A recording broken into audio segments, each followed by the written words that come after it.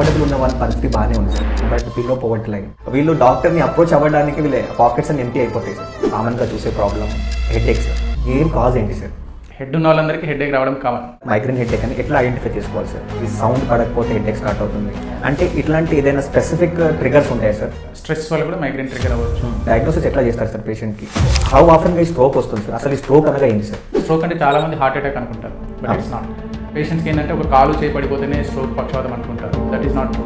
ఇస్టమిక్ stroke ఇంకా hemorrhagic stroke అంటే difference ఏంటి సార్? సడన్గా మాట పడిపోయినా కానీ, సడన్గా ఒక చేయి పని చేయకపోయినా కానీ, సడన్గా నడవలేకపోయినా కానీ, సడన్గా చూపు లేకపోయినా, సడన్గా మాట్లాడలేకపోయినా కానీ, సడన్గా ఒక సైడ్ వినిపించకపోయినా కానీ, ఇవన్నీ సైన్స్ ఆఫ్ స్ట్రోక్ ఉండొచ్చు. పెరాలసిస్ అటాక్ అయిన తర్వాత ఎంత పర్సెంట్ మళ్ళీ రికవర్ కావచ్చు సార్? ఈ కాలు చేతులు పడిపోగానే ఇంకా నాటు వైద్యం పనిచేస్తుంది అనే ఉద్దేశంతో చాలా మంది కొన్ని చోట్ల తీసుకుపోతారు. నాటు వైద్యం పనిచేస్తుంది సార్? ఎవిడెన్స్ లేనప్పుడు we can't say that will work. సడన్గా ఫిట్స్ రాసి పడిపోవడం ప్రాబ్లం ఏంటి సార్? ఫిట్స్ వచ్చిన పర్సన్ని సరౌండింగ్ దెబ్బ తాకుండా చూసుకోవాలి. న్యూరోపతి పెయిన్ అంటే ఏంటి సార్? పేషెంట్ ఎందుకు ఇంత సఫర్ అవ్వాల్సి వస్తుంది? చాలా మందికి బ్యాక్ పెయిన్, నెక్ పెయిన్ వస్తుంది సార్. మన హెడ్ వెయిట్ ఉంటుంది కదా, హెడ్ వెయిట్ అంతా స్పైన్ పైన పడి కరువు అనేది పోతుంది అనమాట. ఈ డే టు డే లైఫ్లో మీరు చాలా మంది పేషెంట్స్ వస్తూ ఉంటారు కదా, ఏదైనా స్టఫెస్ కేసు అనిపిస్తుంది సార్? ఒకసారి నేను మా ఫ్రెండ్ మాట్లాడుతూ ఉన్నాను, ఈ stock talking to me wouldn't recollect what your saying.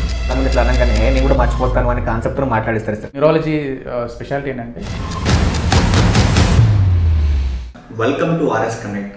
మన రోజువారీ జీవితంలో తలనొప్పి దగ్గర నుంచి పక్షవాతం వరకు మనం రోజు ఎన్నో సమస్యలు ఎదుర్కొంటున్నాం. ఈరోజు ప్రముఖ న్యూరాలజిస్ట్ డాక్టర్ రఘురామ్ గారితో డిస్కస్ చేసి తెలుసుకుందాం. Hi Rahul. Hello sir. Sir first of all welcome to RS connect sir. It's exclusively doctors podcast. Sir first of all would like to have your introduction sir. Yeah, I'm doctor Raghuram, practising neurologist in AS Rao Nagar, ECL and Uppal. కామన్గా చూసే problem headache sir. చిన్న పిల్లల దగ్గర నుంచి పెద్దవాళ్ళకి అంటే ఏజ్తో సంబంధం లేకుండా వచ్చే ప్రాబ్లం తలనొప్పి. సో ఈ హెడ్ఏక్ అసలు మెయిన్ కాజ్ ఏంటి సార్? హెడేక్ హెడ్ ఉన్న వాళ్ళందరికీ హెడేక్ రావడం common. Okay. So headache reason బట్టి మనము డివైడ్ చేసుకోవచ్చు. ఓకే. సో ఏజ్ని బట్టి కూడా డివైడ్ చేసుకోవచ్చు. సో కామన్గా చూసే హెడేక్స్ ఏంటంటే మనకు టెన్షన్ హెడేక్స్. ఓకే. అంటే మనకి ఎక్కువ స్ట్రెస్ ఉండడం వల్ల, లేకపోతే నిద్ర లేకపోవడం వల్లనో ఇట్లా వచ్చేటి కామన్ టెన్షన్ హెడేక్స్ అంటారు. వర్క్ స్ట్రెస్ వల్ల కానీ, lack of proper food at proper time కానీ, స్ట్రెస్ వల్ల కానీ ఇట్లా రావడం అనేది హెడేక్ అంటారు. బట్ మనం కామన్గా ఈ మధ్య మనం చూసే హెడేక్స్, మన రికరెంట్గా అంటే మళ్ళీ వచ్చే హెడేక్స్ ఏంటంటే మైగ్రేన్ అంటారు. ఓకే. మైగ్రేన్ అంటే మనకి తెలుగులో పార్శ్వపు నొప్పి అంటారు. ఓకే. జనరల్గా మనకి 50% ఆఫ్ పీపుల్లో మైగ్రేన్ అనేది ఓన్లీ వన్ సైడ్ ఆఫ్ హెడ్లోనే వస్తుంది. జనరల్గా కొందరికి 2 sides ఆఫ్ హెడ్ కూడా రావచ్చు. కొందరికి ఫ్రీక్వెంట్గా వస్తూ ఉంటుంది, అంటే వారానికి ఒకసారి, లేకపోతే 2 వారాలకు ఒకసారి, లేకపోతే నెలకు ఒకసారి, అలా కొందరికి 2 నెలలకు ఒకసారి, కొందరికి తరచుగా రావచ్చు, కొందరికి 2 నెలలకు ఒకసారి, 3 నెలలకు ఒకసారి కూడా రావచ్చు. ఓకే. పర్టికులర్ క్యారెక్టరిస్టిక్స్ ఉంటాయి, అంటే తలంతా బాదినట్టు ఒక సైడే రావడము, కళ్ళల్లో నుంచి నీళ్ళు కారడము, లేకపోతే వామిటింగ్ సెన్సేషన్ లాగా రావడము, ఆ హెడేక్ ఫేస్ తర్వాత నిస్సత్తుగా అనిపించడము, ల్యాక్ ఆఫ్ ఎనర్జీ లాగా అనిపించడము, హెడేక్ వచ్చే ముందు కొందరికి స్పెసిఫిక్గా కొన్ని సౌండ్స్ వినిపించినట్టుగా అనిపించడము, ఓకే, కొన్ని జిగ్జాగ్ లైన్స్ లాగా కనిపించేలాగా అనిపించడము, ఇవన్నీ కొంచెం ఆరా అంటారు అనమాట. మైగ్రేన్ వచ్చే ముందు కొందరికి ఇట్లా ఆరా లాగా వచ్చి తర్వాత హెడేక్ లాగా స్టార్ట్ అవుతుంది. ఓకే. కొందరికి ఇదే హెడేక్తో పాటు వామిటింగ్ కూడా స్టార్ట్ అవుతుంది అనమాట. వామిటింగ్ కూడా అయిపోయినాక ఆ హెడేక్ సబ్సైడ్ అయిపోతుంది. ఓకే. కొందరికి హెడేక్ సబ్సైడ్ అయిపోయినా కానీ ఒక 1 or 2 days అలాగనే కొంచెం నీరసంగా అనిపించినట్టు అలా ఉంటుంది అనమాట. సో తరచుగా వస్తుంటే దీనికి అప్పుడప్పుడు వస్తున్నప్పుడు అయితే ఏం కాదు, ఒక హోమ్ రెమెడీస్ కానీ ఏదైనా మెడికేషన్ తీసుకొని, పెయిన్ కిల్లర్స్ కానీ తీసుకొని దాన్ని సబ్సైడ్ చేసుకోవచ్చు. ఓకే. కానీ తరచుగా వస్తుందంటే దానికి ప్రివెన్షన్ థెరపీ తీసుకోవాలి. ప్రివెన్షన్ థెరపీ అంటే రెగ్యులర్గా రాకుండా ఒక 3 to 6 months కోర్స్ లాగా తీసుకొని, ఇంకా అదర్ కాజెస్ ఆఫ్ హెడేక్ అంటే ఇది మైగ్రేన్ అయినా లేకపోతే మైగ్రేన్ లాంటి హెడేక్స్ కొన్ని వేరేలా ఉంటాయి. సో వాటిని ఒక న్యూరాలజిస్ట్ని సంప్రదించి వాటికి సంబంధించిన టెస్ట్ చేసుకొని మైగ్రేనా లేకపోతే ఇంకేమైనా హెడేకా. సో కొందరికి ఎల్డర్లీ ఏజ్లో హెడేక్స్ కొంచెం అన్కామన్, వాళ్ళకి కొంచెం బ్రెయిన్లో ప్రాబ్లం ఏమైనా ఉందా అని చెప్పేసి టెస్ట్ చేయించుకొని ఇంకేమైనా కారణం ఉందా హెడేక్కి, లేకపోతే మైగ్రేనా లేకపోతే నార్మల్గా వచ్చే హెడేక్ టెన్షన్ హెడేకా, అది క్లాసిఫై చేసుకొని మనం ట్రీట్మెంట్ తీసుకుంటే అది మళ్ళీ వచ్చి అంటే మెయిన్గా మనకి హెడేక్ వల్ల వేరే ఏమన్నా కాంప్లికేషన్ రాకుండా చూసుకోవాలి. Okay. లేకపోతే మైగ్రేన్ హెడేక్తో పెద్ద కాంప్లికేషన్ ఏం రాదు, కానీ తన వర్క్ లైఫ్ అంతా డిస్టర్బ్ అవుతుంది. ఓకే. ఒక 1 or 2 days తన వర్క్ చేసుకోలేకపోతాడు. ఇంట్లో కూడా చికాగ్గా అనిపించడము, నీరసంగా అనిపించడము. సో తన 1 or 2 days లైఫ్ అంతా డిస్టర్బెన్స్ అయిపోతుంది అనమాట. సో ఇట్లా కాకుండా మనకి ప్రివెంటివ్గా మెడిసిన్స్ వాడుకుంటే ఆ ఫ్రీక్వెంట్గా హెడేక్స్ వచ్చేటివి అలాంటివన్నీ తగ్గిపోతాయి. ఓకే సార్, ఈ ఒక పర్సన్ నార్మల్ హెడేక్ లేదా మైగ్రేన్ హెడేక్ అని ఎట్లా ఐడెంటిఫై చేసుకోవాలి సార్? మైగ్రేన్ నేను ఇందాక చెప్పినట్టు క్యారెక్టరిస్టిక్స్ ఉంటాయి. ఓకే. ఒక సైడే రావడం కానీ, తరచుగా రావడం కానీ, వచ్చినప్పుడు వామిటింగ్లా అనిపించడము, కొందరికి కళ్ళు ఎర్రబడము, కళ్ళ నుంచి నీళ్ళు గారడము, ముక్కులో నుంచి నీళ్ళు గారడము, ఇట్లాంటివన్నీ ఉంటాయి. కొందరికి మైగ్రేన్లో స్పెసిఫిక్గా ఫ్యామిలీ హిస్టరీ ఉంటుంది. అంటే వాళ్ళ ఇళ్ళలో కూడా ఇట్లాంటి హెడేక్స్ ఉంటాయి. కొందరికి మదర్కి కానీ, ఫాదర్కి కానీ, వాళ్ళ యాన్సిస్టర్స్కి కానీ, సిబ్లింగ్స్కి కానీ ఇట్లాంటి హెడేక్స్ ఉంటాయి. సో ఇట్లాంటి స్పెసిఫిక్ క్యారెక్టరిస్టిక్స్ తరచుగా వస్తుంది, ఇట్లాంటి లక్షణాలు అన్నీ ఉన్నాయంటే అది మైగ్రేన్ అయ్యి ఉండొచ్చు. ఓకే సార్, దీనికి కాజెస్ ఇంకా ట్రిగర్స్ ఏముంటుంది సార్ హెడేక్కి? కొంతమంది స్మెల్ పడకపోతే వాళ్ళకి ఇమీడియట్లీ హెడేక్ స్టార్ట్ అయిపోతుంది, కొంతమందికి సౌండ్ పడకపోతే హెడేక్ స్టార్ట్ అవుతుంది. అంటే ఇట్లాంటి ఏదైనా స్పెసిఫిక్ ట్రిగర్స్ ఉంటాయా సార్? డెఫినెట్గా ట్రిగ్గర్స్ ఉంటాయి. ఓకే. సో ఇప్పుడు మీరు చెప్పినట్టుగా కొందరికి ఈ వాసనలు, కొందరికి ఈ సెంట్ స్మెల్ పడకపోవడం కానీ, అగరబత్తి స్మెల్స్ పడకపోవడం కానీ, కొందరికి కార్లో వెళ్ళిన ఏసీ స్మెల్ పడకపోవడం కానీ, కొందరికి కొన్ని ఫుడ్స్ స్మెల్స్ పడకపోయినా కానీ ఇది ట్రిగ్గర్ అవుతుంది అనమాట. మైగ్రేన్ ఈజ్ ఒక ప్రాసెస్, న్యూరోజెనిక్ కెమికల్స్ రిలీజ్ అయిపోయి మైగ్రేన్ హెడేక్ అనేది ట్రిగ్గర్ అవుతుంది అనమాట. ఓకే. సో మీరు ఇందాక చెప్పినట్టు శబ్దం కూడా ఫోనోఫోబియా అంటారు దాన్ని. బాగా హెవీ లౌడ్ సౌండ్స్ ఉన్నప్పుడు కూడా ట్రిగ్గర్ కావచ్చు. కొందరికి ఇప్పుడు ల్యాక్ ఆఫ్ హైడ్రేషన్, అంటే తరచుగా వాటర్ తీసుకోకపోవడము, ప్లస్ టైంకి ఆహారం తీసుకోకపోవడము, హైపోగ్లైసిమియా, వీటి వల్ల కూడా మైగ్రేన్ ట్రిగ్గర్ అయ్యే అవకాశం ఉంటుంది. ఓకే. సో కొందరికి కొన్ని మెడిసిన్స్ ద్వారా, కొందరికి కొన్ని ఇప్పుడు ఈవెన్ నెక్ పెయిన్ ఉన్నా కానీ మైగ్రేన్ ట్రిగ్గర్ అవ్వచ్చు. ఓకే. స్ట్రెస్ వల్ల కూడా మైగ్రేన్ ట్రిగ్గర్ అవ్వచ్చు. ఇట్లాంటివన్నీ ట్రిగ్గర్స్ అనమాట. సో ఈ ట్రిగ్గర్ పాయింట్స్ ఉన్నప్పుడు ఆల్రెడీ వాళ్ళకి ఆ మైగ్రేన్ ప్రిడిస్పోజింగ్ పేషెంట్స్ ఉన్నప్పుడు మైగ్రేన్ ట్రిగ్గర్ అయిపోయి ఇలా ఫ్లో ఆఫ్ ఈవెంట్స్, హెడేక్, తర్వాత వామిటింగ్ లాగా రావడం. కొందరికి వామిటింగ్ ఉండొచ్చు, ఉండకపోవచ్చు. అందరిలో ఇలా క్లాసిక్ సిమ్టమ్స్ ఏమి ఉండకపోవచ్చు. ఓకే. కొందరిలో కొన్ని ఫ్యాక్టర్సే ఉంటాయి. సో ఈ ట్రిగ్గర్ ఫ్యాక్టర్స్ని ఐడెంటిఫై చేసుకుని వాటికి కూడా దూరంగా ఉంటే తరచుగా మనం హెడేక్స్, మైగ్రేన్స్ రాకుండా ఉండడానికి హెల్ప్ అవుతుంది అన్నమాట. అంటే మైగ్రేన్లో ఏమైనా స్టేజెస్ ఉంటాయి సార్? ఎందుకంటే ఇనిషియల్గా స్టార్ట్ అయిన తర్వాత వాళ్ళకి తగ్గడానికి మినిమం 2-3 రోజులు పడుతుంది ఒక పర్సన్ మళ్ళీ నార్మల్ కావడానికి. మళ్ళీ దీనికి అసలు దీని డయాగ్నోసిస్ ఎట్లా చేస్తారు సార్ పేషెంట్కి? Migraine is purely clinical diagnosis. Okay. So మీరు చెప్పినట్టు ఇందాక దానిలో ఫేజెస్ ఉంటాయి. కొందరికి ఆరా అంటే మైగ్రేన్ వచ్చే ముందు కొందరికి జిగ్జాగ్ లాగా లైట్స్ కనబడడం కానీ, కొన్ని సౌండ్స్ లాగా అనిపించడం కానీ, చికాగ్గా అనిపించడం కానీ, ఇట్లాంటివన్నీ ఉంటాయి. ఇలా సౌండ్స్ లైట్ వినిపిస్తే చికాగ్గా అనిపించడం ఇట్లాంటివి. తర్వాత యాక్చువల్ హెడేక్ స్టార్ట్ అవుతుంది అనమాట. ఓకే.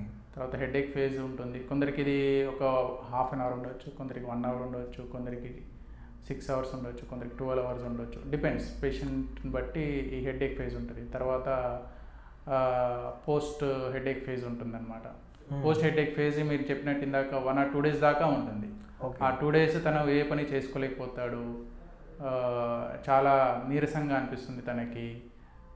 హెడేక్ పూర్తిగా పోకుండా చిన్నగా హెడేక్, మామూలుగా హెడేక్, తలనొప్పిలా చిన్నగా ఉంటుంది, మంట సివియర్గా లేకపోయినా కానీ. ఓకే. అట్లా సార్, ఒక పేషెంట్ మైగ్రేన్ వచ్చిన తర్వాత ఇది ఎంత తరచుగా వస్తుంది, లేదా ఒక డాక్టర్ని ఇలాంటి న్యూరాలజిస్ట్ కానీ ఎప్పుడు అప్రోచ్ అవ్వాల్సి వస్తుంది? అంటే వెన్ ఇట్ ఈస్ రీకరింగ్, అంటే మళ్ళీ తరచుగా వస్తుంది, తన వర్క్ లైఫ్ డిస్టర్బెన్స్ అవుతుంది, తను ఏం చేసుకోలేకపోతున్నాడు హెడేక్ ఫేజ్లో, లేకపోతే ఇలా చెప్పినట్టు ఒక 2-3 days అంతా టైం వేస్ట్ అవుతుంది అన్నప్పుడు, so that should get treated. So migraine కంటూ స్పెసిఫిక్గా టెస్ట్ ఏమి ఉండవు. బట్ ఇందాక నేను చెప్పినట్టు other causes of headache which may look like migraine, వాటిని రూల్ అవుట్ చేయడానికి కొన్ని టెస్ట్ రూల్ అవుట్ చేసి, ఎపిసోడిక్ మైగ్రేన్ అంటే అప్పుడప్పుడు వచ్చే మైగ్రేనా, లేకపోతే ఫ్రీక్వెంట్ ఎపిసోడ్స్ వస్తున్నాయి అంటే వారానికి 2 సార్లు కానీ, ఒక 2 వారాలకి 3-4 సార్లుగా వస్తుందంటే వాటిని ప్రివెన్షన్ చేసుకోవడానికి మెడిసిన్స్ వాడుకోవాలి. So other causes of headache rule out చేయడానికి మనకి స్కాన్స్ కానీ మిగతా టెస్ట్ కానీ అవసరం. ఓకే, పేషెంట్ కంపల్సరీ ఇప్పుడు ఒక హెడేక్ వచ్చిన తర్వాత వర్క్ లైఫ్ బ్యాలెన్స్ పోతుంది, వాళ్ళ ఫ్యామిలీలో ఒక టెన్షన్ ఉంటుంది, ఆ పర్సన్ మనం చూడలేం బేసిక్గా. సో అలాంటి ఉన్నప్పుడు వీళ్ళకి లాంగ్ టర్మ్ ట్రీట్మెంట్ కానీ లేకపోతే వీళ్ళకి ట్రీట్మెంట్ ఆప్షన్స్ కానీ ఎలా ఉంటుంది పేషెంట్కి? సో ఫస్ట్ ఆఫ్ ఆల్ మనం ఇందాక మాట్లాడుకున్నట్టు ట్రిగర్స్, తనకి ఏ ట్రిగర్ పాయింట్ వల్ల హెడేక్ వస్తుంది, సో వాటిని అవాయిడ్ చేసుకోవడం is the best prevention medicine. Okay, so తనకి స్ట్రెస్ ఉన్నప్పుడు ఆ స్ట్రెస్ని బ్యాలెన్స్ చేసుకోవడానికి యోగా, మెడిటేషన్ అట్లాంటివి, ఆర్ ఎల్స్ సమ్ ఇప్పుడు తనకి నెక్ పెయిన్ అట్లాంటివి ఉన్నప్పుడు దానికి సంబంధించిన ఎక్సర్సైజెస్ చేసుకోవడం కానీ, లేకపోతే బయట ఫుడ్స్ తిన్నప్పుడు లేకపోతే ప్రాసెస్డ్ ఫుడ్స్ అట్లా తిన్నప్పుడు ట్రిగర్ అవుతుంది కొందరికి, వాటిని అవాయిడ్ చేయడం కానీ, స్మెల్స్ కొన్ని పడుతుంటే దానికి దూరంగా ఉండడం కానీ. So best is prevention.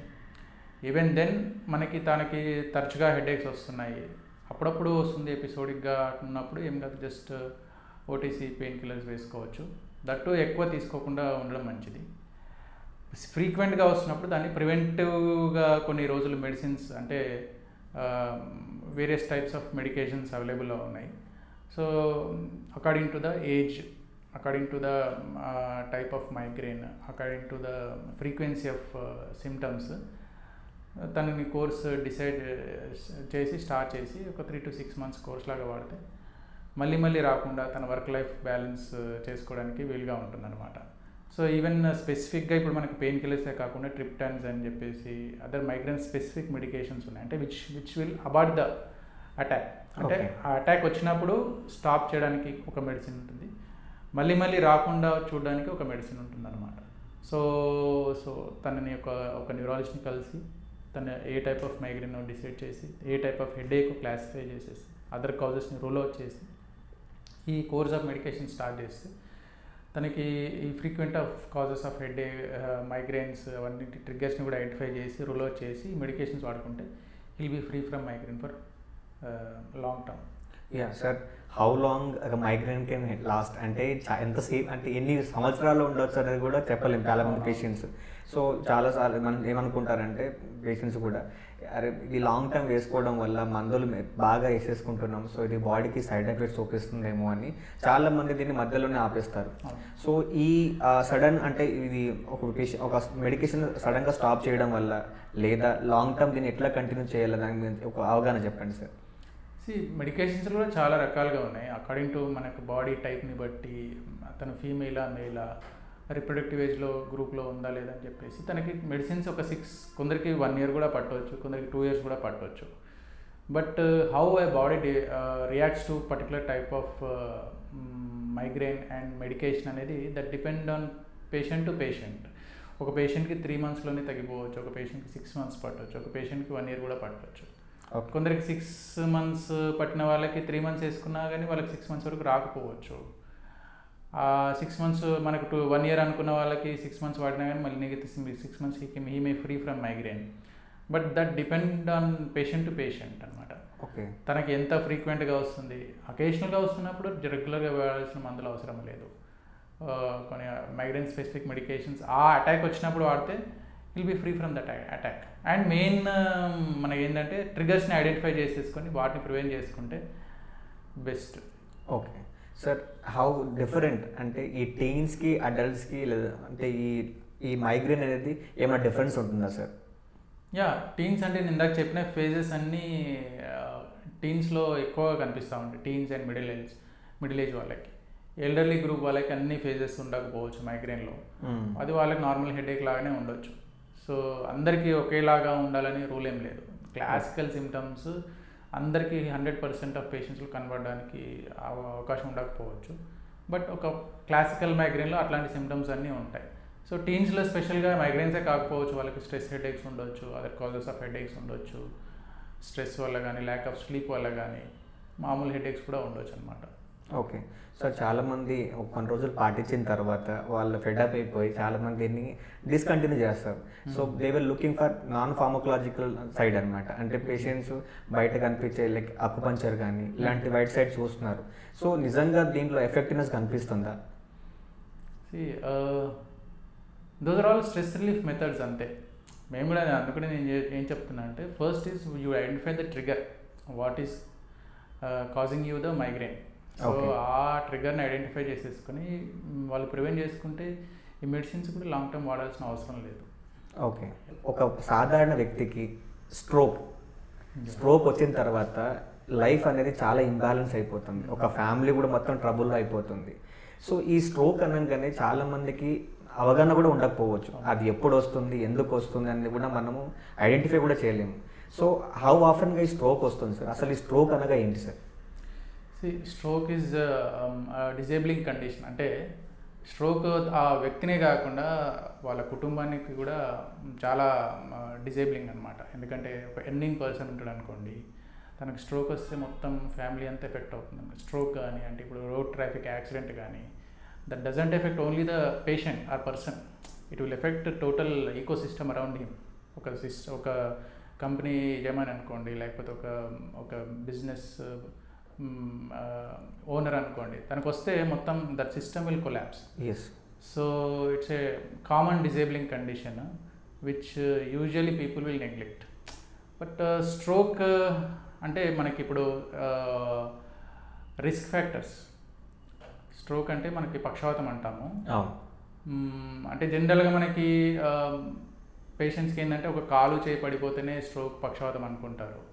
So that is not true. ఇప్పుడు స్ట్రోక్లో కూడా మనకి బ్రెయిన్లో ఎక్కడ ఎఫెక్ట్ అవుతుంది, ఏ పార్ట్ ఎఫెక్ట్ అవుతుంది, ఏ పార్ట్కి మనకి రక్త సరఫరా లేదు, దాన్ని బట్టి మనకి సిమ్టమ్స్ ఉంటాయి. కాలు చేయి సంబంధించిన నర్వ్స్ ఎఫెక్ట్ అయినప్పుడు కాలు చేయి పని చేయకపోవచ్చు, మాటకు సంబంధించిన నర్వ్స్ ఎఫెక్ట్ అయినప్పుడు మాట పడిపోవచ్చు, చూపుకు సంబంధించిన నర్వ్స్ ఎఫెక్ట్ అయినప్పుడు చూపు పడిపోవచ్చు. సో బ్రెయిన్లో ఏ నర్వ్ ఎఫెక్ట్ అవుతుంది, ఏ సిస్టమ్ ఎఫెక్ట్ అవుతుంది, which function of the brain is getting affected, symptoms అలా ఉంటాయి అన్నమాట. ఓకే సార్, ఈ ఇస్కెమిక్ స్ట్రోక్ ఇంకా హెమరేజిక్ స్ట్రోక్ అంటే డిఫరెన్స్ ఏంటి సార్? పేషెంట్ చాలా మంది అంటే పెరాలసిస్ రాగానే ఒక రిపోర్ట్ సిటీ స్కాన్ అయిన తర్వాత ఒక రిపోర్ట్ ఇచ్చేస్తారు. సో చాలా మందికి అర్థం కాని ప్రాబ్లం ఏంటంటే అసలు ఇది ఇస్కెమిక్ స్ట్రోక్ అంటే ఏంటి, హెమరేజిక్ స్ట్రోక్ అంటే ఏంటి, పేషెంట్కి నిజంగా ఒక మూమెంట్ పోయిన తర్వాత ఎంతవరకు మనం రికవరీ చేయొచ్చు? మన ఫస్ట్ ఏంటంటే స్ట్రోక్ అంటే చాలా మంది హార్ట్ అటాక్ అనుకుంటారు, బట్ ఇట్స్ నాట్. స్ట్రోక్ అంటే ఇట్స్ బ్రెయిన్ కండిషన్. హార్ట్కి సడన్గా బ్లడ్ వెజల్స్ ప్రాబ్లం అయితే హార్ట్ అటాక్ ఎట్లా వస్తుందో బ్రెయిన్కి బ్లడ్ వెజల్స్ అంటూ ఉంటాయి కదా. సో బ్రెయిన్కి బ్లడ్ వెజల్లో మనకి బ్లాక్ అయిపోయి ఒక పార్ట్ ఫంక్షన్ చేయకపోతే దాన్ని ఇస్కెమిక్ స్ట్రోక్ అంటారు. అదే బ్లడ్ వెజల్ ఏమైనా రప్చర్ అయిపోయింది అనుకోండి, అంటే రక్తస్రావం జరిగింది అనుకోండి బ్రెయిన్లో, దాన్ని హెమరేజిక్ స్ట్రోక్ అంటారు. సో రీజన్స్ రెండింటికి, అంటే హెమరేజిక్ స్ట్రోక్ అంటే రక్తస్రావం జరగడానికి, ischemic stroke blood vessel block అయిపోయి ఒక particular part of brain function చేయకపోవడానికి రీజన్స్ రెండింటికి చాలా వరకు మోస్ట్ కామన్గా రెండింటికి ఒకటే ఉంటాయి. లైక్ బీపీ కానీ, షుగర్ కానీ, ఆల్కహాల్, స్మోకింగ్, కొన్నిసార్లు జెనెటిక్ ఫ్యాక్టర్స్, ఇట్లాంటివన్నీ, హై కొలెస్ట్రాల్ లెవెల్స్, ఇట్లాంటివన్నీ. సో అంటే మనకు సిటీ స్కాన్లో ఎర్లీగా మనకు చేసిన సిటీ స్కాన్లో మనకి ఇస్కెమిక్ స్ట్రోక్ అంటే బ్లడ్ బ్లాక్ అయిందని తెలియకపోవచ్చు, బట్ హెమరేజిక్ స్ట్రోక్ని రూల్ అవుట్ చేయడానికి మాత్రం సిటీ స్కాన్ కావాలి. ఒక స్ట్రోక్ వచ్చిన తర్వాత ఈ ఫస్ట్ గోల్డెన్ అవర్, అంటే ఫస్ట్ పేషెంట్ ఐడెంటిఫై చేయాల్సిన ఈ సిమ్టమ్స్ ఏంటి సార్? అంటే నాకు స్ట్రోక్ వచ్చింది లేదా మనకు తెలిసిన వాళ్ళకి స్ట్రోక్ వచ్చేసింది, పేషెంట్ దీన్ని ఎట్లా రూల్ అవుట్ చేసుకోవాలి? సో స్ట్రోక్ని ఐడెంటిఫై చేయడం చాలా ఇంపార్టెంట్. ఎందుకంటే మనకు చెప్పినట్టు గోల్డెన్ అవర్లో ఇచ్చే డ్రగ్స్ అనేటివి ఇంపార్టెంట్. అంటే ప్రతి ఒక్క సెకండ్, ఒక మినిట్కి మిలియన్స్ ఆఫ్ న్యూరాన్స్ చచ్చిపోతూ ఉంటాయి అన్నమాట. One neuron is lost completely, మళ్ళీ రికవర్ చేయడం చాలా కష్టం. సో దాన్ని ఐడెంటిఫై చేయడం చాలా ఇంపార్టెంట్. మనకు ఫాస్ట్గా ఐడెంటిఫై చేయాలి. ఒక సినోనిమ్ ఉంది ఫాస్ట్ అని, FAST. ఓకే. F అంటే ఫేస్ డ్రూపింగ్, అంటే మనకి మూతి వంకరగా కనిపించడము, మూతి ఒక సైడ్ వాలుతున్నట్టు కనిపించడం, ఇట్లాంటివన్నీ. ఏ అంటే ఆర్మ్, అంటే చెయ్యి కానీ కాలు కానీ లేవలేకపోవడము, వీక్ అనిపించడము, కదలలేకపోవడము, కంపారిటివ్గా రైట్ సైడ్తో పోల్చుకుంటే లెఫ్ట్ సైడ్ వీక్ అనిపించడము, పట్టు ఉండకపోవడము, ఇట్లాంటివన్నీ. ఎస్ అంటే స్పీచ్, మాట తత్తరగా అనిపించడము, మాట రాకపోవడము, నత్తిగా రావడము. T అంటే time to act. Okay. So మెయిన్గా ఇవి లక్షణాలు ఉంటాయి. అంటే ఈ మధ్య ఇవే కాకుండా కొందరికి సడన్గా, ఇప్పుడు మనకి ఇందాక చెప్పినట్టు విజన్ సెంటర్లో ఏమన్నా బ్లడ్ క్లాట్ అయితే విజన్ ఒక సైడ్ పూర్తిగా పోవచ్చు. ఓకే. సడన్గా అంటే ద మెయిన్ మనకి ఇంపార్టెంట్గా గుర్తుపెట్టుకోవాల్సింది ఏంటంటే సడన్గా ఏ సిమ్టమ్స్ వచ్చినా కానీ, సడన్గా మాట పడిపోయినా కానీ, సడన్గా ఒక చెయ్యి పని చేయకపోయినా కానీ, సడన్గా నడవలేకపోయినా కానీ, సడన్గా చూపు లేకపోయినా, సడన్గా మాట్లాడలేకపోయినా కానీ, సడన్గా ఒక సైడ్ వినిపించకపోయినా కానీ, ఇవన్నీ సైన్స్ ఆఫ్ స్ట్రోక్ ఉండొచ్చు. సడన్గా డబుల్ విజన్ రావడం కానీ, సో ఏదైనా కానీ మనకి బ్రెయిన్ యొక్క సిమ్టమ్స్ సడన్గా వచ్చేస్తుంది స్ట్రోక్లో. సో ఈ అకస్మాత్తుగా వచ్చేటి ఏవైనా కానీ స్ట్రోక్ ఉండొచ్చు. సో అందుకని వాటి పట్ల కొంచెం అప్రమత్తగా ఉండి ఫర్దర్ ఎవాల్యుయేషన్ చేసుకుంటే మంచిది. సార్, పేషెంట్ ఎప్పుడైతే స్ట్రోక్ వచ్చిన తర్వాత హాస్పిటల్ తీసుకొస్తారు, సో వాళ్ళకి ఇప్పుడు పెరాలసిస్ అటాక్ అయిన తర్వాత చాలా ఎంతవరకు సార్ ఈ 100% ఉన్న మూమెంట్ ఎంత పర్సెంట్ మళ్ళీ రికవర్ కావచ్చు sir? That depends on how fast he'll come to the hospital and how fast the treatment is started.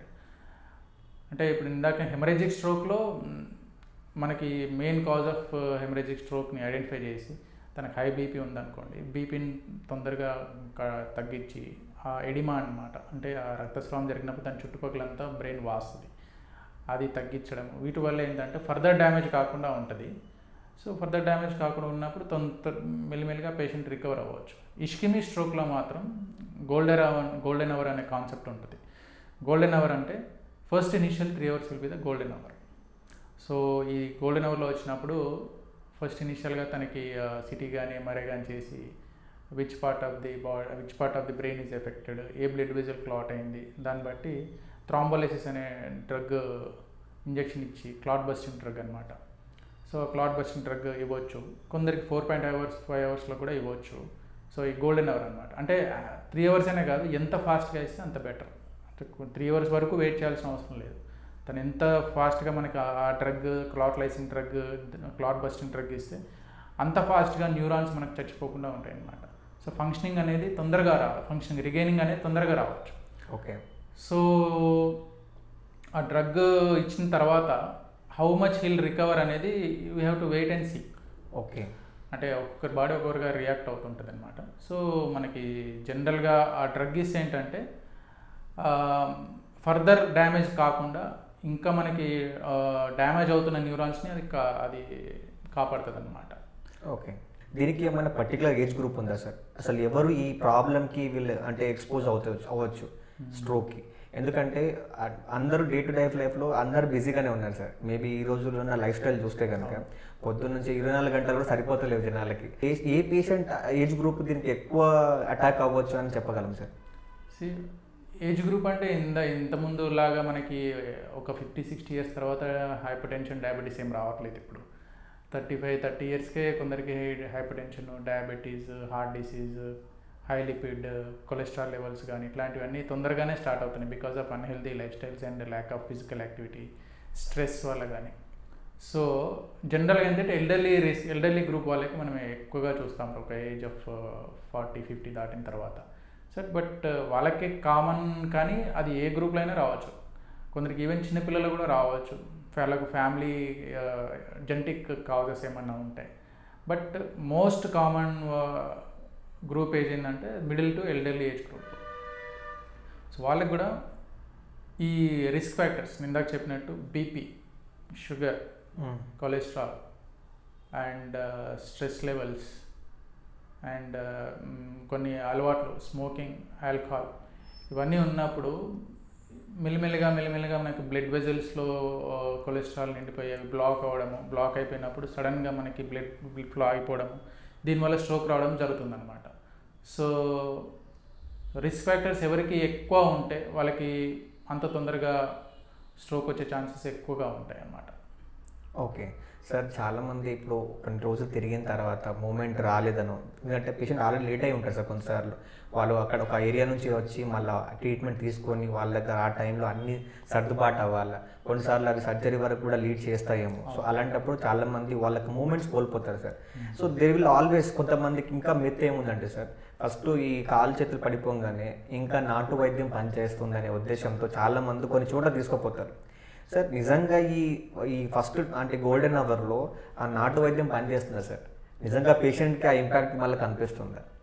Golden అవర్లో మనం ఇచ్చే డ్రగ్ ఇవన్నీ this are trial evidence based medicine. అంటే కొన్ని పేషెంట్స్ దగ్గర మనం టెస్ట్ చేసి దాని వచ్చిన రిజల్ట్ని మనం పబ్లిష్ చేసి we are using that. So if anything is there that should be evidence based అనమాట. ఎవిడెన్స్ బేస్డ్ లేనప్పుడు ఏదైనా మనకి ఇట్ విల్ బీ హైపోథెటికల్, పని చేస్తుందేమని వాడుకోవడం అంతే తప్ప దానికంటూ ఒక ఎవిడెన్స్ లేనప్పుడు we can't say that will work. Okay, so దీనివల్ల ఏమైనా ఫర్దర్ ఇంపాక్ట్ అయ్యే ఛాన్స్ ఉంటుంది సార్? అంటే మూమెంట్ ఇంకా పోవడం కానీ లేదంటే పేషెంట్ ఇంకా కొలాప్స్ అవ్వడం కానీ జరుగుతుంది సార్? యా, నేను టైమ్ ఈజ్ బ్రెయిన్. సో మనం స్ట్రోక్ని మనం ఎంత ఐడెంటిఫై చేసి ఎంత తొందరగా ట్రీట్మెంట్ స్టార్ట్ చేస్తే అంత తొందరగా రికవర్ అయ్యే అవకాశం ఉంటుంది. ఎందుకంటే బ్రెయిన్లో న్యూరాన్స్ రీజనరేటింగ్ కెపాసిటీ చాలా తక్కువ. మనకు తొందరగా రికవరీ చేస్తే ఫంక్షనింగ్ న్యూరాన్స్ పోకుండా ఉంటాయి అండ్ ప్లాస్టిసిటీ విల్ ఇంప్రూవ్ అనమాట. అంటే పోయిన న్యూరాన్స్ కూడా వర్కింగ్ కండిషన్ అనేది మెల్లిమెల్లిగా తొందరగా రికవర్ అయ్యే అవకాశం ఉంటుంది అనమాట. సో మనం టైమ్ ఈజ్ బ్రెయిన్, అందుకని ఎంత ఫాస్ట్గా మనం ట్రీట్మెంట్ స్టార్ట్ చేస్తే అంత తొందరగా రికవర్ అయ్యే అవకాశం ఉంటుంది. ఈవెన్ ఆఫ్టర్ మనం ఇచ్చిన మెడిసిన్స్ అవన్నీ కూడా ఇచ్చాక కూడా physiotherapy also plays role.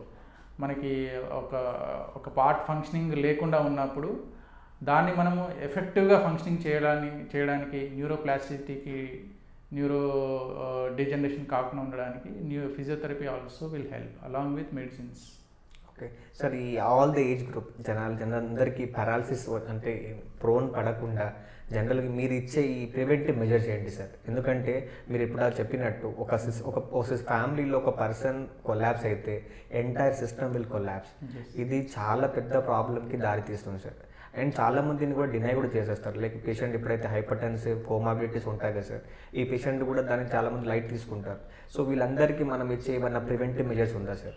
Yes, ఇందాక చెప్పిన రిస్క్ ఫ్యాక్టర్స్ని కంట్రోల్ చేసుకోవడం ప్రివెంటివ్ మెజర్స్. ఏంటంటే మనం ఇప్పుడు బీపీ ఉన్నప్పుడు చాలామంది ఏంటంటే మనకి బీపీ ఉందని వాళ్ళకి తెలియదు, సిమ్టమ్స్ ఏమి ఉండవు కాబట్టి తెలియదు. Unless it shoots up very high మనకేం సిమ్టమ్స్ తెలియదు. ఈవెన్ షుగర్ కూడా మనకి unless it goes in to hundreds and thousands మనకు తెలియదు. So screening of risk factors, మనకి బీపీ షుగర్ ఇట్లాంటివన్నీ స్క్రీనింగ్ చేసుకుంటూ ఒక ఏజ్ తర్వాత, ఇంతకుముందు అంటే అది 40-50 ఉండేది, ఇప్పుడు తగ్గిపోయింది. Even after 30 we should screen for every disease. Screen చేసుకొని we should identify the risk factors, identify చేసుకుని వాటిని కంట్రోల్ చేసుకోవడము. And unnecessary habits like smoking కానీ ఆల్కహాల్ కానీ వీటికి దూరంగా ఉండడం. And physical activity and avoiding stress, వీటిని మనం ఫాలో అవుతే chances of stroke very negligible. 80% of strokes are preventable. Okay sir, అందరు మాట్లాడుతుండగా ఒక పర్సన్ సడన్గా ఫిట్స్ వచ్చి పడిపోవడం, అసలు అది ఎపిలెప్సియా సీజర్సా అర్థం కాదు. ఏదో మోచోత్వం వచ్చేసింది అని చెప్పేసి చాలామంది ఏం చేయాలో కూడా అర్థం కాని స్టేజ్లో ఉంటారు. సార్, ఇలాంటి కండిషన్స్ ఉన్న పేషెంట్స్కి అసలు ప్రాబ్లం ఏంటి సార్? What is scissors? అసలు ఈ సీజర్స్ అనగా ఏంటి సార్? సీజర్స్ అంటే మూర్ఛవ్యాధి. మనకు సీజర్స్ ఇస్ ఒక సీజర్ అంటే ఒక ఎపిసోడిక్ ఈవెంట్, అది ఒక ఈవెంట్. ఎపిలెప్సీ అంటే ఒక 2 times ఆఫ్ సీజర్స్ అండ్ ఎక్కువ వస్తే దాన్ని ఎపిలెప్సీ అంటారు. సో ఆ సీజర్ మూర్ఛ రావడానికి రీజన్స్ చాలా ఉంటాయి. అంటే సింగిల్ ఈవెంట్ అనుకోండి, మనకి ఇప్పుడు కొందరికి గ్లూకోజ్ తగ్గితేనో లేకపోతే బాడీలో కాల్షియం మెగ్నీషియం ఇట్లాంటి సోడియం ఇట్లాంటి తగ్గితేనో పెరిగితేనో ఆ టైప్ ఆఫ్, అంటే కొందరికి ఆల్కహాల్ వల్ల కొందరికి సీజర్ రావచ్చు, ఎక్కువ తీసుకోవడం వల్ల, తీసుకొని సడన్గా ఆపేయడం వల్ల. సో వాటిని పర్టికులర్ పారాక్సిజమల్ ఈవెంట్ అంటాం మనం, అంటే ఆ ఎపిసోడ్ మాత్రమే. వాటిని సింగిల్ సీజర్ ఎపిసోడ్ అంటాము. అట్లాంటి సీజర్సే అంటే మళ్ళీ వస్తున్నాయి అనుకోండి, వాటిని ఎపిలెప్సీ అంటాం. సో ఇప్పుడు సీజర్స్ అనేది according to the age, according to the underlying cause, దాన్ని బట్టి చాలా టైప్స్ ఉంటాయి. ఇప్పుడు పిల్లల్లో వచ్చే సీజర్ టైప్స్ వేరే ఉంటాయి, అడల్ట్స్లో వచ్చే సీజర్ టైప్స్ వేరే ఉంటాయి. సో పిల్లలు అంటే జనరల్గా జెనెటిక్ రీజన్స్ ఉండొచ్చు. కొందరికి ఇంకా చిన్నపిల్లలు వెరీ కామన్గా మనం చూసేది ఏంటంటే జ్వరం వచ్చినప్పుడు ఫిట్స్ లాగా రావడం. అది ఒక ఏజ్ వరకు అలా ఉంటుంది.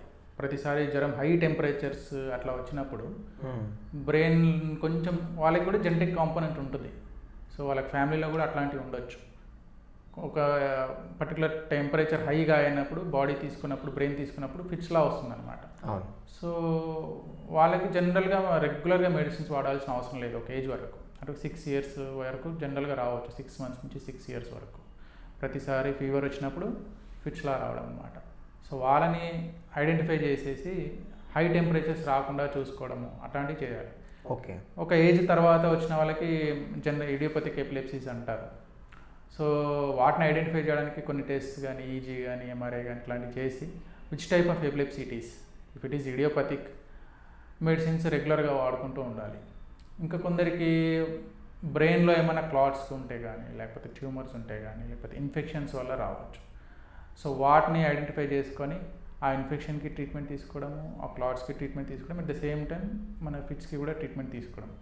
వీటి వల్ల మనం ఫిట్స్ మాటి రాకుండా వీ కెన్ ప్రివెంట్. ఓకే. ఒకవేళ ఫిట్స్ వచ్చిందనుకోండి, ఆ ఫిట్స్ వచ్చినప్పుడు అందరూ ఒకటేసారి టెన్షన్ పడాల్సిన అవసరం లేదు. ఆ ఫిట్స్ వచ్చిన పర్సన్ని ఫస్ట్ మనం నోట్లో చేతిలో కానీ ఈ ఇనుప రాడ్లు పెట్టడం కానీ, నోట్లో ఈ బట్టలు కుక్కడం కానీ అట్లాంటి అస్సలు చేయకూడదు. ఫిట్స్ వచ్చిన పర్సన్ని సరౌండింగ్స్ ఆ హెవీ ఆబ్జెక్ట్స్ అన్నిటినీ దూరంగా చేసి ఐసోలేటెడ్గా పెట్టేసి ఒక సైడ్కి పడుకోబెట్టి తనకి చుట్టుపక్కల ఏవి మెటల్స్ కాకుండా దెబ్బ తాకుండా చూసుకోవాలి. That is the main approach. Okay. ఎందుకంటే మనకి ఫిట్స్ వచ్చినప్పుడు ఫిట్స్ వల్ల బాడీకి డ్యామేజ్ కాకుండా ఫిట్స్ వల్ల మనకి ఈ ఇంజురీస్ అవుతాయి. అవి ఇంపార్టెంట్, వాటిని ప్రివెంట్ చేయాలి మనము.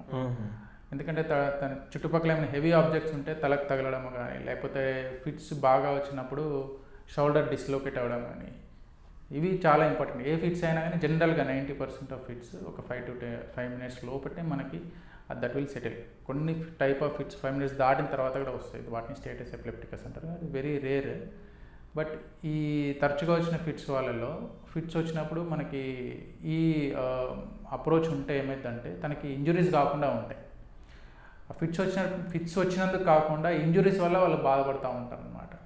సడన్గా ఫిట్స్ వచ్చినప్పుడు తలకు దెబ్బ తాకి బ్రెయిన్లో బ్లీడింగ్ అవ్వడము, లేకపోతే షోల్డర్ డిస్లోకేట్ అవ్వడము, లేకపోతే ఏదైనా కాలు స్ప్రెయిన్ అవ్వడము, పళ్ళు ఊడిపోవడము, ఇట్లాంటివన్నీ జరుగుతాయి అన్నమాట.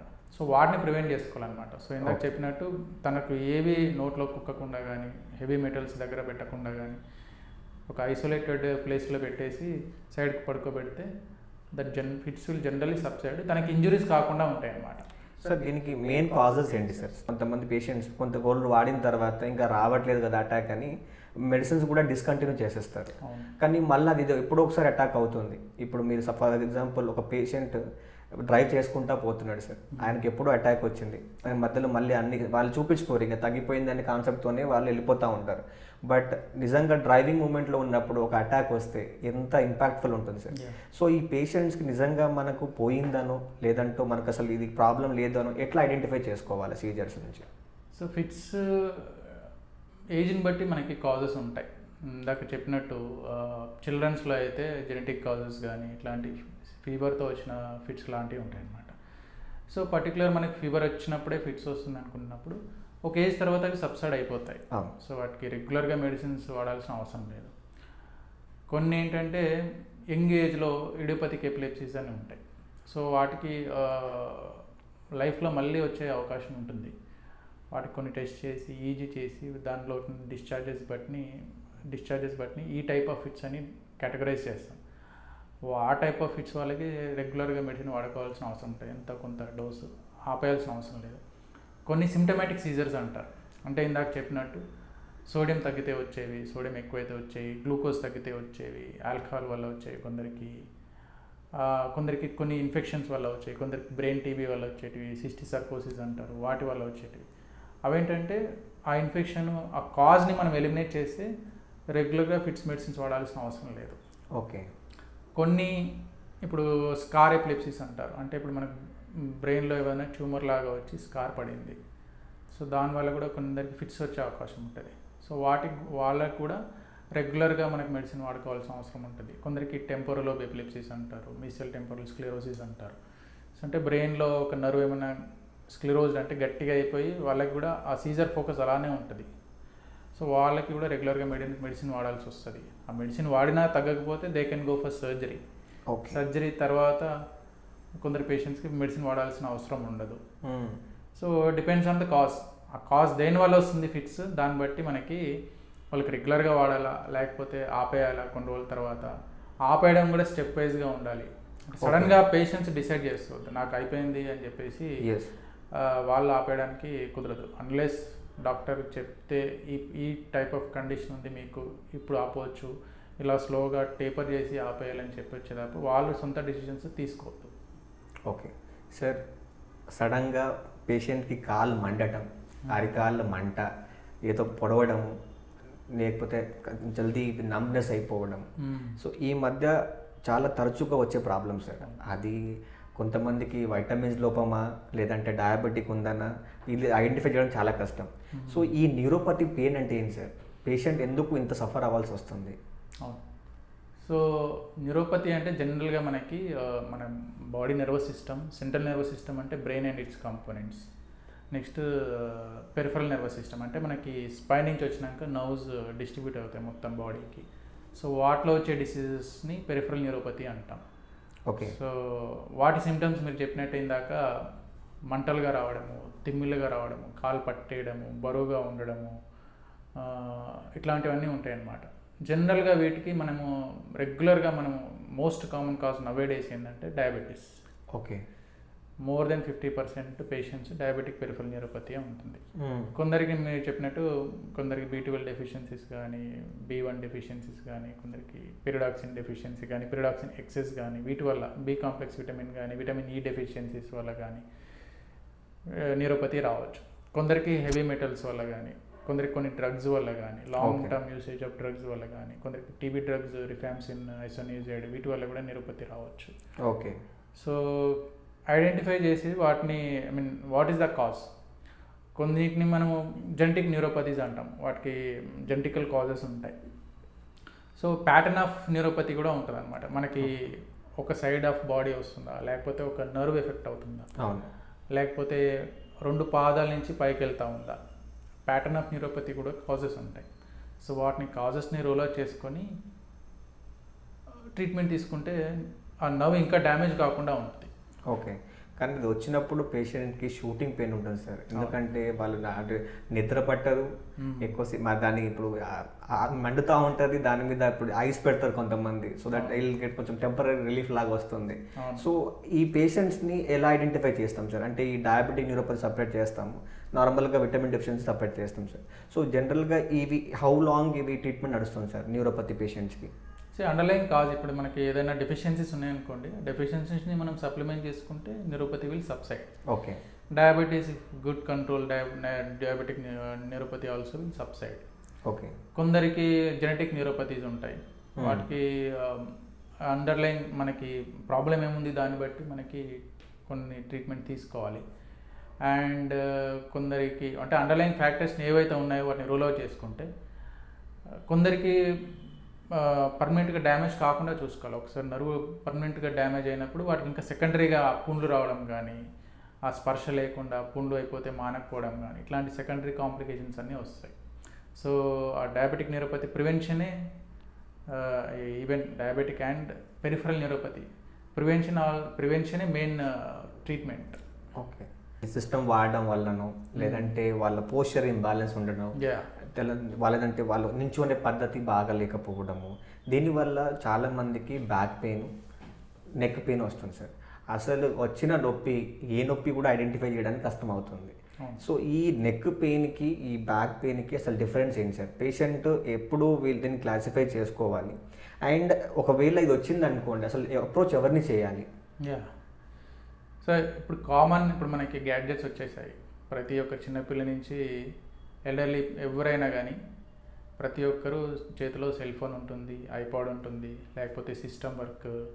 So most of the people ఈ స్పైన్ కేర్ అనేది ఎవరు తీసుకోవట్లేదు. అంటే ఇంతకుముందు అంటే ఇవన్నీ ఏం లేవు కాబట్టి ఒక ఏజ్ తర్వాతనే చూసేవాళ్ళము. సో ఇప్పుడు ఎవ్రీ ఏజ్ గ్రూప్ వాళ్ళు పేషెంట్స్ అందరికీ ఇది పెయిన్ కామన్ అయిపోయింది. నెక్ పెయిన్ కానీ, బ్యాక్ పెయిన్ కానీ. సో మనం ఆ నెక్ పోస్చర్ సరిగా లేనప్పుడు ఫోన్ మనం ఇట్లా చూస్తూ ఉంటాము ప్రతి ఒక్కసారి, ఎందుకంటే మన హెడ్ వెయిట్ ఉంటుంది కదా, హెడ్ వెయిట్ అంతా స్పైన్ పైన పడి ఆ స్పైన్లో ఉన్న డిస్క్ కానీ నర్వ్స్ కానీ డిజనరేట్ అవుతాయి. అలా ఎక్కువసేపు దానిపైన పడి పడి పడి ఆ బోన్స్ మధ్యలో గ్యాప్ ఉన్న డిస్క్ డిజనరేట్ అయిపోయి అది ఏమైనా నర్వ్ని పించ్ అయిపోతే అది చేయి లాగడం అవి కూడా స్టార్ట్ అవుతూ ఉంటాయి. Okay, same happens with the back. ఊరికే కూర్చొని గంటలుగా కూర్చొని మనకు మొబిలిటీ లేక అట్లా ఉన్నప్పుడు ఏమవుతుందంటే ఆ పొజిషన్ అలా అలవాటు అవుతుంది బాడీకి. బట్ నార్మల్ పొజిషన్ అది కాదు. సో అబ్నార్మల్ పొజిషన్ అనేది హ్యాబిచ్యుయేట్ చేసుకొని that also will degenerate. Proper మనకి మూమెంట్ లేక స్పైన్ ఒకటే దగ్గర కూర్చోబెట్టి అబ్నార్మల్ పొజిషన్స్లో కూర్చొని, ఇప్పుడు మనకి వర్క్ ఫ్రమ్ హోమ్ వచ్చాక వాళ్ళు ప్రాపర్ పోస్చర్ మెయింటైన్ చేయక సోఫాలో కూర్చొని బెడ్లో కూర్చొని ఇట్లా చేయడం వల్ల ఏంటంటే స్పైన్ పొజిషన్ అనేది ఆ కర్వ్ అనేది పోతుంది అనమాట మనకి. ఈ సర్వైకల్ లార్డోసిస్, లంబార్ లార్డోసిస్ ఇవన్నీ మెయింటైన్ కాక స్పైన్ స్ట్రేటన్ అవుతుంది. స్ట్రేటన్ అయిపోయి డిస్క్ డీజనరేట్ అవ్వడం స్టార్ట్ అవుతుంది అనమాట. డిస్క్ డీజనరేట్ స్టార్ట్ అయినప్పుడు ఆ చుట్టుపక్కల నర్వ్స్ అనేవి ప్రెస్ అవుతాయి. ఆ ప్రెస్ అయినప్పుడు మజిల్స్ అనేవి టైట్ అయిపోతాయి. టైట్ అయిపోయి మొత్తం స్పాజం వచ్చేస్తాయి వాటికి. So they patients will experience pain, neck pain కానీ బ్యాక్ పెయిన్ కానీ. సో మేము మెయిన్గా మనకు మొబిలిటీ నెక్ దగ్గర బ్యాక్ దగ్గరనే స్పైన్ మొబైల్గా ఉంటుంది. సో అందుకని అక్కడ పెయిన్ వస్తుంది. సో మిగతా రీజన్లో పెయిన్ కొంచెం తక్కువ, కానీ అది స్పైన్ పెయిన్ రేడియేట్ అయిపోయి మిగతా స్పైన్ దగ్గర కూడా పెయిన్ రావచ్చు మనకి. ఆ నెక్ దగ్గర నరువు బాగా పెంచినప్పుడు చేయి లాగడం కానీ, చేతిలో తిమ్మిళ్ళు రావడం కానీ, లంబార్ అంటే బ్యాక్ దగ్గర నరువు పెంచినప్పుడు షయాటికా లాగా కాళ్ళు లాగడం కానీ, పట్టేయడం కానీ ఇవన్నీ అవుతూ ఉంటాయి అన్నమాట. సార్ సియాటికా అంటే గుర్తొచ్చింది సార్. సియాటికా అని ఈ మధ్య చాలామంది పేషెంట్స్ ఒక డాక్టర్ని చూపించి అది 2 రోజులు ఒక 1 వీక్ ఫాలోఅప్ చేస్తారు సార్. అది సబ్సైడ్ కాలేదనుకోండి, they will change the doctor. ఇట్లా చాలామంది చాలా ప్లేసెస్కి వెళ్ళి డాక్టర్స్ చేంజ్ చేస్తూ ఉన్నారు. ఆడ బాగా చూస్తారు, ఇక్కడ బాగా చూస్తారు అని. They are changing the doctor, but they are not really identifying the problem. ఈ sciatica problem can leads to surgery అని కూడా కొంతమంది చెప్పేస్తున్నారు. సో అసలు ఈ సియాటికా పెయిన్ని వాళ్ళు ఎట్లా ఐడెంటిఫై చేసుకోవాలి సార్? పేషెంట్స్కి ఎప్పుడు ఎమర్జెన్సీ అని తెలవాలా ఇది సర్జరీ అని, లేదంటే అసలు అండర్లైన్ కాజ్ ఏముంటుందని చెప్పాలి పేషెంట్కి? సో సియాటికా అంటే మనం నడుము నుంచి కాళ్ళు లాగడం అనే పెయిన్ని సియాటికా అంటాం. అంటే sciatic nerve and parts compression అయినప్పుడు కాలంతా లాగుతుంది అనమాట. సో మనకి మెయిన్ రీజన్ ఏంటంటే ప్రాపర్ పోస్చరే అది.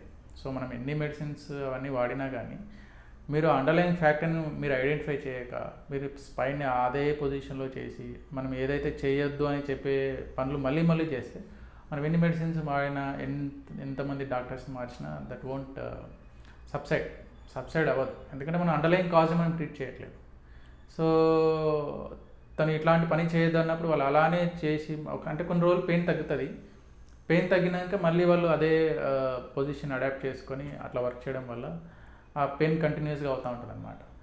అంటే కొందరు పేషెంట్స్కి ఆ డిస్క్ అనేది బాగా జరిగిపోయి నరువు కంప్రెషన్ అయిపోయి, కొందరికి పాదం లేపలేకపోవడము, నరువు వీక్నెస్ బాగా అయిపోయి మూమెంట్ అనేది రిస్ట్రిక్ట్ అయినప్పుడు అట్లాంటి వాళ్ళకి ఆ నరువు కంప్రెస్ పర్మనెంట్గా డ్యామేజ్ కాకుండా ఈవెన్ సర్జరీ కూడా చేయాల్సి వస్తుంది. సర్జరీ చేస్తే నరువు ఫ్రీ అయిపోయి వాళ్ళు ఆ ఫంక్షన్ రీగైన్ అవుతారనమాట. సో అందరూ not all patients may need surgery. ఇప్పుడు తనకి మూమెంట్ అనేది లేదు, పెయిన్ బాగా వస్తుంది, కంప్రెషన్స్ చాలా ఉన్నాయి, నర్వ్ కంప్రెషన్స్ అట్లా అన్నప్పుడు they should go for surgery. Okay sir, me day to day లైఫ్లో మీరు చాలామంది పేషెంట్స్ చూస్తూ ఉంటారు కదా. ఈ రెగ్యులర్ లైఫ్ స్టైల్లో చాలామంది ఏంటంటే పేషెంట్స్ డిఫరెంట్ కేటగిరీ పేషెంట్స్ వస్తారు. మీకు ఏమన్నా డిఫికల్ట్ అనిపించింది సార్? అంటే యాజ్ ఎన్ ఎక్స్పీరియన్స్డ్ కేసు చూసారా సార్ ఇలాంటివి టఫెస్ట్ కానీ, లేదంటే మీకు బాగా ఇది టఫ్ కేస్ని హ్యాండిల్ చేసి బయటికి రావడం కానీ? ఈవెన్ అర్లియర్ మీరు నిమ్స్లో కూడా చేస్తున్నారు కదా, నిమ్స్లో కూడా చాలా డిఫరెంట్ టైప్స్ ఆఫ్ పేషెంట్స్ కూడా వస్తూ ఉంటారు. సో ఇప్పుడైనా ఏదైనా టఫెస్ట్ కేస్ అనిపిస్తుందా సార్? యా, చాలా ఉంటాయి అట్లాంటివి. బేసిక్గా న్యూరాలజీ స్పెషాలిటీ ఏంటంటే ఇవి కొన్ని మనం ఎన్ని టెస్ట్స్ చేసినా కానీ ఐడెంటిఫై చేయలేం అన్లెస్ మనం పేషెంట్ కొన్ని స్పెషల్గా క్లినికల్గా మనం ఎగ్జామిన్ చేస్తే కానీ మనకు కొన్ని ఐడెంటిఫై అవ్వవు డిసీజెస్. కొన్నిసార్లు ఎంఆర్ఐ కానీ సిటీలు కానీ అన్నీ నార్మలే ఉంటాయి, కానీ మనం క్లినికల్గానే ఐడెంటిఫై చేయాల్సి వస్తుంది. క్లినికల్గా ఐడెంటిఫై చేసి వాటికి సంబంధించిన ఇన్వెస్టిగేషన్స్ ఏమైనా చేస్తే స్పెషల్గా కొన్ని మనం డెఫినెట్గా ఐడెంటిఫై అవుతుంటాయి అన్నమాట. సో న్యూరాలజీ స్పెషాలిటీ అది. అందుకే మనం కొన్ని క్లినికల్గా మనం పేషెంట్ని చూసి రిఫ్లెక్సెస్ చూసి ఆ పార్ట్ అది నర్వ్ ఇన్వాల్వ్ అయిందా, మజిల్ ఇన్వాల్వ్ అయిందా, లేకపోతే స్పైన్ ఇన్వాల్వ్ అయిందా, బ్రెయిన్ ఇన్వాల్వ్ అయిందా, which part of nervous system is getting affected, దాన్ని బట్టి కొన్ని డిసీజెస్ని మనం neurology is always classified like that. అట్లా ఐడెంటిఫై అయిన కేసెస్ చాలా ఉంటాయి. కొందరు ఒక పేషెంట్ చాలా హాస్పిటల్స్ తిరిగి అది అది విచ్ టైప్ ఆఫ్ డిసీజ్ అని తెలియక అది నరువా మజిలా లేదా తెలిసి రకరకాల ట్రీట్మెంట్ తీసుకొని నా దగ్గరికి వచ్చాక మనం ఎగ్జామిన్ చేసి this should be A nerve disease అని చెప్పేసి మనం even we conducted test nerve biopsy చేసాము. నర్వ్ బయాప్సీ చేశాక అది స్పెషాలిటీ ల్యాబ్ పంపించాము. దాని తర్వాత అది ఒక రేర్ డిసీజ్గా ఐడెంటిఫై అయింది. ఓకే, రేర్ డిసీజ్గా ఐడెంటిఫై చేశాక దానికి ట్రీట్మెంట్ ఇస్తే ఆ పేషెంట్ ఇప్పుడు నడవలేని వాడు నడుచుకుంటూ తిరుగుతున్నాడు. సో అది మనకు సిటీ స్కాన్లో కానీ ఎంఆర్ఐలో కానీ వేరే దేంట్లో ఐడెంటిఫై అవ్వలేదు. బట్ పేషెంట్ మనం హిస్టరీ విని ఇది నర్వ్ ఎఫెక్ట్ అయిందా, మజిల్ ఎఫెక్ట్ అయిందా, దాన్ని హిస్టరీతోని పేషెంట్ ఎగ్జామిన్ చేసి పేషెంట్కి ఇది ఇలా ఉంటుంది అని చెప్పేసి మనకు నర్వ్ ఎఫెక్ట్ అయిందని చెప్పేసి నర్వ్ని కొంచెం కట్ చేసి బయాప్సీ చేసి దాన్ని స్పెషాలిటీ ల్యాబ్ పంపించి ఆ రిపోర్ట్ వచ్చాక అది ఒక రేర్ డిసీజ్గా ఐడెంటిఫై అయింది, మ్యాగ్న్యూరోపతి అని చెప్పేసి. దాన్ని మనము కొన్ని ఇమ్యూనోమాడ్యులేటర్స్ పెట్టాక patient is happy now, patient is going to get married, is leading happy life. Okay sir, neurology అనగానే బాగా కాంప్లికేటెడ్గా అనిపిస్తుంది పేషెంట్స్కి. న్యూరో అనగానే ఇది బాగా డబ్బుతో కూడుకుందని తెలిసిపోతుంది. ఇప్పుడు అఫోర్డబుల్ ఉన్న వాళ్ళ పరిస్థితి బాగానే ఉంది sir, but below poverty line patients ఎప్పుడైతే ఈ ప్రాబ్లమ్స్తో ల్యాక్ అయితే అంటే ఎక్స్పోజ్ అవుతారు, మేబీ లైక్ స్ట్రోక్ కావచ్చు, లేదంటే ఎనీ న్యూరోజెనిక్ డిసార్డర్ కావచ్చు, వీళ్ళకి ఇంకో ఆప్షన్ ఏమని చెప్పొచ్చు సార్? ఎందుకంటే వీళ్ళు డాక్టర్ని అప్రోచ్ అవ్వడానికి వీళ్ళ పాకెట్స్ అన్ని ఎంటీ అయిపోతాయి సార్. సో అంటే వీళ్ళు ఆ డాక్టర్కి రీచ్ అయ్యే లోపలే వాళ్ళకున్న ఫినాన్షియల్ బడ్జెట్ అంతా కూడా అయిపోతుంది. సో వీళ్ళు ఎలా ఓవర్కమ్ చేయాలి sir? Is there any specific point their patient directly ఈ ప్రాబ్లం ఉంటే వచ్చేసేయాలని చెప్పొచ్చా మనం పేషెంట్స్కి? Most of the neurology disease అన్నీ ఖర్చుతో కూడినవి, డబ్బుతో కూడినవి, అన్ని ఇన్వెస్టిగేషన్ చేయాల్సినవి ఉండవు. ఇప్పుడు సింపుల్ మైగ్రేన్ లాంటివి ఉన్నాయి, అది సింపుల్ ఒక 2-3 డ్రగ్స్తోనే వెళ్ళిపోతుంది. అది స్ట్రోక్ ఉన్నా కానీ మనకి ఎర్లీగా ఐడెంటిఫై చేసేసి ఒక ట్రీట్మెంట్ తీసుకుంటే ఆ లైఫ్ లాంగ్ డిజేబుల్ కాకుండా ఉంటాడు తను. ఎందుకంటే న్యూరాలజీ అనేటివి లైఫ్ లాంగ్గా వచ్చేటివి. కొన్ని మీరు చెప్పినట్టు డిమెన్షియా కానీ డీజనరేటివ్ కండిషన్స్ ఉంటాయి. సో వాటికి though treatments are available, but ultimately కొన్ని నర్వ్స్ డీజనరేట్ అవుతూ ఉంటాయి. అన్ఫార్చునేట్లీ మనం కూడా డాక్టర్స్ కూడా ఏమి చేయలేని పరిస్థితి. సో వాళ్ళు ఏంటంటే వాళ్ళు కూడా 2-3 డాక్టర్స్ దగ్గరికి వెళ్ళి ఈ మెడిసిన్ ఆ మెడిసిన్ ఇట్లాంటివి అన్నీ ట్రై చేసి వాళ్ళు కూడా దే లూజ్ హోప్స్ అనమాట. సో అట్లా కాకుండా most of the 80% of diseases are simple and can be treated. Okay sir, సడన్గా ఒకసారి నేను మా ఫ్రెండ్ మాట్లాడుతూ ఉంటే దెర్ వాజ్ డిస్కషన్. సడన్గా ఎవరు వచ్చి పిలిచారనమాట. ఆ పిలవంగానే he stop talking to me. తర్వాత he couldn't recollect what he was saying. Suddenly మర్చిపోయాడు, మెమరీ లాస్. అసలు ఆయన ఏం టాపిక్ మాట్లాడుతుంటే కూడా మర్చిపోయాడు. సో ఈ మెమరీ లాస్ కానీ డిమెన్షియా ఇది ఎప్పుడు కనిపిస్తుంది సార్ పేషెంట్స్కి? Dementia is a problem of elderly most commonly. Okay, అంటే ఒక ఏజ్ తర్వాత ఇందాక నేను చెప్పినట్టు degenerative condition of the brain. So most కామన్గా మనం చూసే డిమెన్షియా అంటే మతిమరుపు అని దాన్ని అల్జైమర్స్ అంటాము. అది ఒక ఏజ్ తర్వాతనే వస్తుంది, పర్టికులర్ ఒక 70 years తర్వాత it will see most commonly. ఎందుకంటే మనకు బాడీలో అన్ని పార్ట్స్ డీజనరేట్ అవుతున్నట్టే బ్రెయిన్లో కూడా న్యూరాన్స్ ఉంటాయి కదా, నర్వ్ సెల్స్, అవి డీజనరేట్ అవుతాయి. అది మెమరీ కాంపోనెంట్స్లో ఉన్న న్యూరాన్స్ డీజనరేట్ అయినప్పుడు డిమెన్షియా అంటాం మనము. So most common is Alzheimer's dementia. అంటే తను అంటే రెగ్యులర్ తన యాక్టివిటీస్ అన్నీ మర్చిపోవడం కానీ, డబ్బులు ఎక్కడ పెడుతున్నారో మర్చిపోవడము, మనము ఎవరికైనా డబ్బులు ఇచ్చామో మర్చిపోవడము, వేస్ మర్చిపోవడము, దారులు మర్చిపోవడము, ట్యాబ్లెట్ వేసుకున్నామా లేదా మర్చిపోవడము, ఇట్లాంటి రోజువారీ ఫంక్షన్స్ని డిజేబుల్ చేస్తుంటే దాన్ని ఫస్ట్ అయితే ఇనిషియల్గా మినిమల్ కాగ్నిటివ్ ఇంపైర్మెంట్ అంటారు, MCI. అదే తనకి ఇంకా లైఫ్లో డిఫికల్టీస్ అట్లా అవుతున్నప్పుడు దాన్ని డిమెన్షియా అంటాం. ఓకే. సో ఒక ఏజ్ తర్వాత వచ్చినప్పుడు that is a degenerative condition. But కొన్ని డిసీజెస్ ఈవెన్ యంగర్ పాపులేషన్స్లో కూడా కనిపిస్తాయి. సో కొందరికి ఈ left side of the brain మనకి మోస్ట్ ఆఫ్ ది టైమ్స్ మన మెమరీ అండ్ రికాలింగ్ కెపాసిటీ ఉంటుందన్నమాట. సో లెఫ్ట్ సైడ్ ఆఫ్ బ్రెయిన్లో ఏమన్నా ఇన్ఫెక్షన్స్ వచ్చినా కానీ, చిన్నగా స్ట్రోక్స్ వచ్చినా కానీ, స్ట్రోక్ తర్వాత కానీ ఈ మెమరీ అనేది డిస్టర్బెన్స్ అవుతూ ఉంటుంది. ఇందాక కొన్ని విటమిన్ డెఫిషియన్సీస్ వల్ల కూడా కొందరు టెంపరీగా డిమెంటెడ్ అవుతారు అనమాట. వాళ్ళు B12 డెఫిషియన్సీ వాటి వల్ల కూడా టెంపరీగా వాళ్ళకి మెమరీ లాస్ అవుతూ ఉంటుంది అనమాట. సో ఐడెంటిఫై అంటే యంగర్ ఏజ్లో వచ్చిన మెమరీ ప్రాబ్లమ్స్కి రీజన్స్ వేరే ఉంటాయి, ఒక ఏజ్ తర్వాత వచ్చిన మెమరీ ఇష్యూస్కి రీజన్స్ వేరే ఉంటాయి.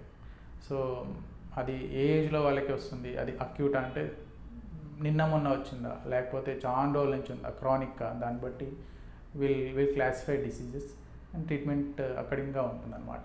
ఓకే, వీళ్ళు ఎప్పుడు ఐడెంటిఫై చేసుకోవాలి సార్? అంటే చాలామంది ఇట్లా అనగానే నేను కూడా మర్చిపోతాను అనే కాన్సెప్ట్తో మాట్లాడిస్తారు సార్, చాలామంది నన్ను కొట్టిపడేస్తారు. కానీ నిజంగా అది మనకు ప్రాబ్లం ఉందని వీళ్ళు ఎప్పుడు ఐడెంటిఫై చేసుకోవచ్చు మనం?